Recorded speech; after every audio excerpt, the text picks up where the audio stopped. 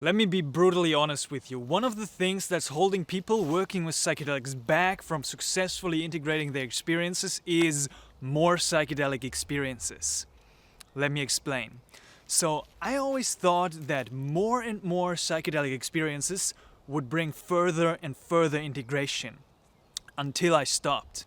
So, about like 10 months ago, I was coming to a point in my journeying after hundreds of psychedelic journeys where I needed to take a break. My body couldn't really hold anymore what I was seeing, and I was having some chronic health issues, so I thought it might be a good idea to stop.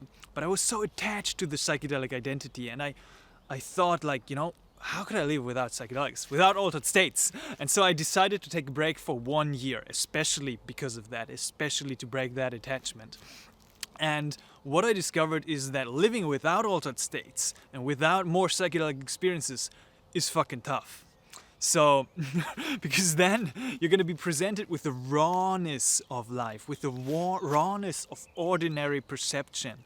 And it's really up to you on how you live based on the experiences that you've had. And this is the key thing that I want to communicate to here. to you here. It's like nobody fucking cares about your psychedelic experiences.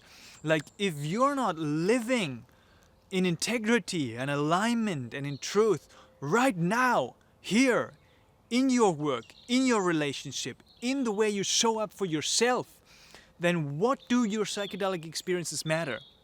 They have just been this fleeting peak experience. But what matters is how you show up right now, like what you do right now, in between your ceremonies. I've got nothing against more psychedelic experiences. I love the process of what I call psychedelic actualization and utilizing psychedelics along the way of our journey of life. But what matters most is what you do in between these experiences, like how you show up for yourself and for your community in between those experiences. Because the real challenge of life is not in how deep you can go into transcendence or how much you can let go and purge into that ayahuasca bucket, but it's how you show up for your family. Like, how do you take care of groceries? How much are you loving the food that you cook? How much are you present with the hug that you give your mom? Like, these are the things that matter. These are the things that test your psychedelic integration, that test your integrity. Like, where are you going and how are you showing up? And more psychedelic experiences are not gonna fix that, right? If you're still running around like a chicken without, what's that saying? Without a head, right? And you're just busy like doing this and doing that and never be really being fully present with life. Like what does your psychedelic experience matter? It doesn't, right? And it also doesn't matter to hold on to that psychedelic high and attach to the bliss, attach to the peak, attach to the version of yourself that you have been or are in psychedelic space. Because the work lies in translating that into how you show up now. From the moment you wake up in your bed in the morning until the moment you go to bed again.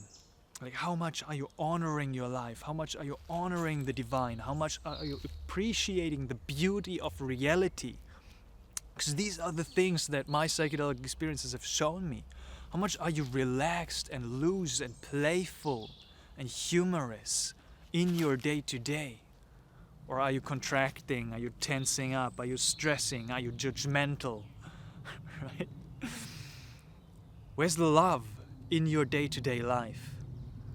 Like, that's the work.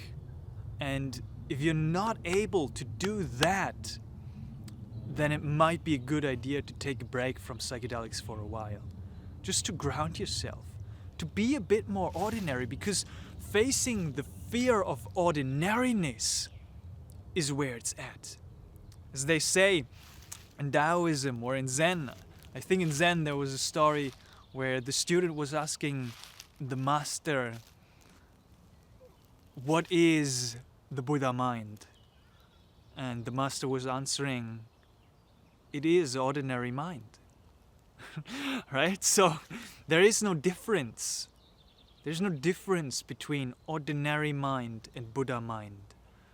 But the psychedelics often create the illusion of separation between an enlightened mind and an ordinary mind. And this journey is filled with paradox, you know. We're striving towards the spiritual development, and we're doing our practices to get rid of the things that hold us back, like ignorance and hatred and greed. But at the same time, this is it.